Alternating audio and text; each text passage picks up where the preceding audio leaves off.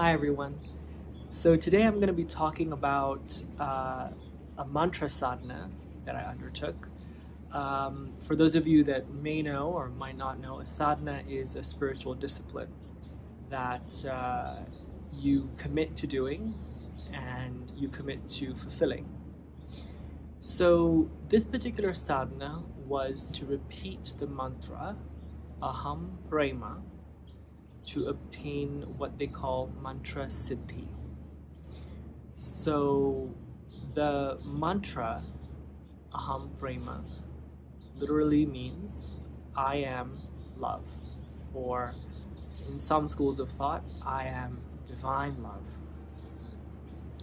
And mantra siddhi is a word that means perfection. It has connotations of working towards something that is refined. So mantras have power, they have potency, and it takes a fair amount of work to invoke that potency. So the first level of mantra siddhi is supposed to be gained around, I'm going to try and say this number correctly, 125,000 repetitions. And I wanted to do a mantra sadhana because I wanted to commit to something, and I also wanted to go deep into a practice. To set the stage, this was about the tail end of 2019, and I was questioning a lot of things about how I was operating. And there's a lot of talk in the zeitgeist about loving yourself, about self-love, self-care, all of which are important. There are things I speak about on this channel, but there was something about that philosophy that wasn't yet sitting right with me, or I didn't really feel that I could understand it. So I didn't actually seek out to do a mantra sadhana. I happened to be reading Thomas Ashley Farrard's book, Shakti Mantras. He has two books on mantras, Healing Mantras and Shakti Mantras. And one of the goddesses he speaks about is Radha, the lover of Lord Krishna. And he said that one of her mantras was Aham Prema. It was a way of identifying with the act of loving the divine and also with the divine as love. And something about that just struck me, because most mantras, and I'm speaking very, very broadly here, I'm sure there are people who will disagree. Most mantras seem to be for a very specific deity and to obtain something. And I don't think there's anything wrong with that, but I didn't want that. I knew that I wanted something that would, of course I was undertaking this mantra sadhana to achieve something, but it wasn't a tangible thing. I didn't want a job or a house or any of the other things that people invoke God for. I really wanted an understanding of the self as love. So this mantra, Aham Prema, I am love, naturally stood out for me. So I just began cold turkey. I said, I'm going to do this for the 125,000 repetitions. And I didn't wait. I said, I'm not going to wait for perfect circumstances. I'm not going to wait for pitch perfect planning. I'm not going to do all of that. I'm just going to start. So I took out a set of prayer beads, and I just started noting down the number of repetitions I would do. And immediately as I did so, I kind of fell face first into the power of this mantra. Immediately I found myself becoming more loving. I found myself thinking about love in a very different way. I think, I forget where I read this, but these two terms, love and God, they kind of have become almost like bad words now because they've been tainted by so many impressions and so much abuse and misuse. So it was almost like relearning what it means. And so for the first few weeks, I was on a bit of a high. And I remember speaking to a friend about it, that I kind of got why affirmations are so powerful. Because, I mean, I have used affirmations, and I have also found them to be very obnoxious, you know, kind of irritating to repeat. But they are effective because the words that we use, the words that we use to ourselves, are very powerful. And I felt that in repeating this mantra, I was almost doing an affirmation on steroids, that it was like fully powered. That's the thing about mantras, is mantras are, yes, at one level words, but they're words that are infused with the power of people who have received attainment from it. So this mantra was giving me very, very powerful dreams. And I remember journaling. I made a little ritual about how I would practice. I tried to do about 20 repetitions of a mala a day, a mala being 108 beads. First I did 20, and then I worked up to 40. But as I would do it, I remember I would journal afterwards, and the revelations that would come up would be things that I still think about today, you know? For example, I understood that when people talk about the magic of self-love, it can seem very kind of woo-woo and almost like, what is that? Does that mean skincare? Does that mean just kind of like being very soft and gentle with myself? And there is something about that that's saccharine and kind of you. But as I was repeating this mantra, one of the revelations that came up is it's really important for you as a human being to understand that fundamentally you are love, and the gifts that you have, the strengths that you have, even the weaknesses that you have, are an expression of a love that is greater than yourself. So when you love that self, that's the transformation that occurs, because it gives you the natural strength to go for what you want, to believe in the impossible, and to express that in the mundane, normal aspects of life. This is not to say that it suddenly turned me into a saint, by absolute no means. But I did notice that in common interactions, you know, this was 2019, we went then into 2020, the pandemic, and like everybody, you know, life got more tense, more stressful. I noticed that in situations where I would normally be very impatient or very like irritated, I would take a step back, and I would also have this sense of empathy that if I've seen love in myself, then in this person that's kind of being like douchebag or you know, whatever, you could insert epithet, they too must also have that same quality inside. They're not seeing it, and clearly they're not showing it, but it made me more loving. And I understood that loving people doesn't necessarily mean,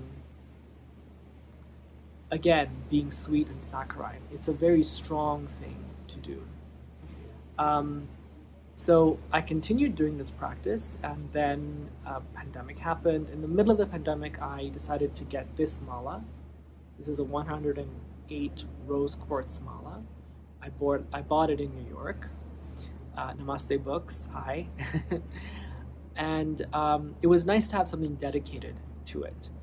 And it was interesting as things, you know, got locked down, this Aham Prema kind of it became more than a sadhana. It became something that um, I did waking, sleeping. I actually had to stop using the japa mala because I was doing it so often.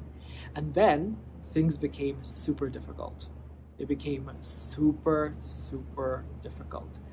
I remember talking to a friend in Canada one day and saying, "Hey, I feel like this is a marathon. I feel like every time I'm repeating this mantra, even just it's 4 syllables, 4-ish, 5-ish syllables. I'm bad at syllables, so you guys know it's short. Um, it just felt like took so much effort to say, and it sounds kind of dumb to even say it out loud. Like you can't say Aham Prema, like you can't, like that's so simple.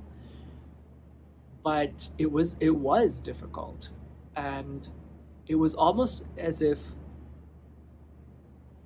there came a point that in saying those words, I was wading through everything everything against those words in my system, everything that was not love, everything that was not identified with love, and it was beyond tough.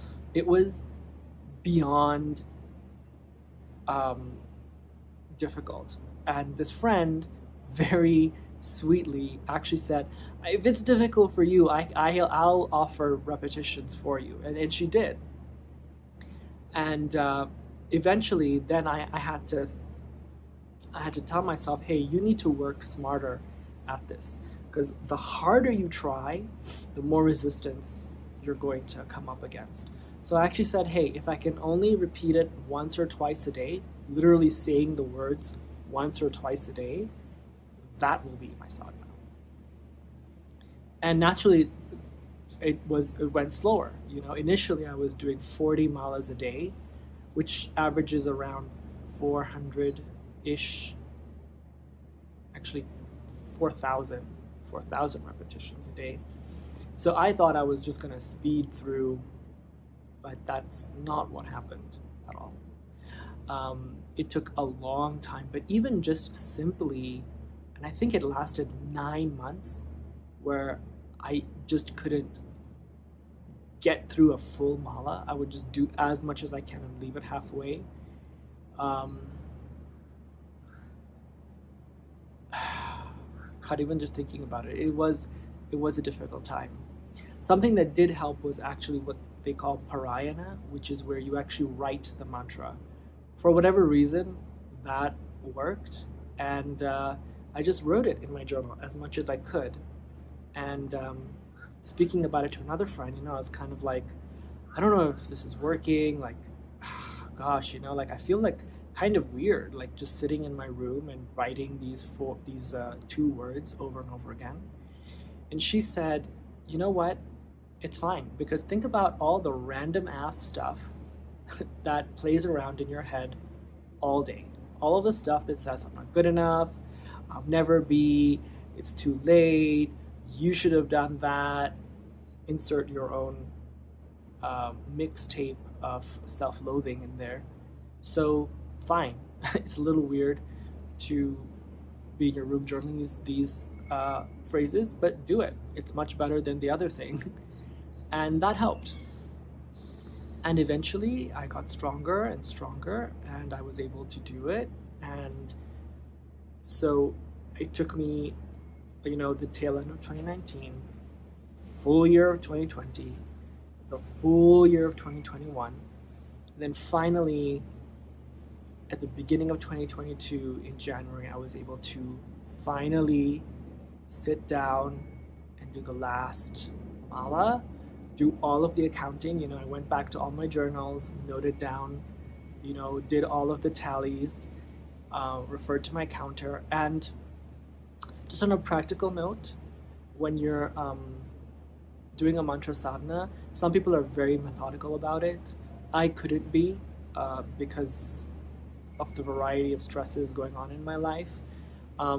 So I rounded up, I rounded up because I didn't count each time I was there with the mala. I was also doing the mantra when I was walking, while I was thinking of things. So eventually, I'm pretty sure that we did cover the amount of repetitions. And so going back to the idea of mantra siddhi, actually attaining the first level of what the mantra can give you, I encourage anybody who really wants to um, do a mantra sadhana, do it. You don't have to do it the way I did. If you look around, there are literally thousands of opinions on how you should and should not do it, where to sit, what to do. Read those and refer to those as what feels normal and helpful for you. But if you feel called to do it, do it. It can be difficult. It can feel horrible, but ultimately, it's rewarding. And so, when I share about my time doing the mantra sadhana, people do say, "Well, what happened?" And I kind of get the impression that they want to hear some giant miracle that happened, some big thing. And I don't have a big thing to share. In that regard, I don't have this monumental life experience that I can attribute to this mantra in that sense. I know people who have. I can put the success stories down in the description. But for me, I noticed that my concept of myself changed. And that's huge. The idea that you go from limited, horrible human being to looking at yourself with more respect, looking at yourself with more regard, looking at yourself as you would another person in your situation. That for me is the miracle that I needed and that I attribute in my life to these simple words, Aham Prema, Aham Prema. I'll speak more about this mantra in other videos. As I'm talking about it and as I look at my script, there's much more to say. But I do want to share that on this channel, I will be posting along this video a short 10-minute repetition of Aham Prema set to some beautiful music. And I encourage you to listen to it and see what comes up for you. Keep it playing. One of the reasons that I actually have it and I wanted to make it is because when I was repeating this mantra, I really wanted a recording that I could play. There are a lot of recordings online. You can look them up if you want to. I personally found them a little bit weird, my opinion. So I'm offering that here on YouTube for anybody who just wants to listen to it. It's a great thing to listen to before bed, while you're working, and it's 10 minutes. It's 10 minutes of something positive. Something positive and also something that it has a very strong legacy. As I said, affirmations are powerful, irritating, but powerful, effective. And mantras are beyond. So a mantra like Aham Prema, when you listen to it, when you imbibe it, it really does have the capacity to create positive change in your life. All right, with that, have a great day and much love to you.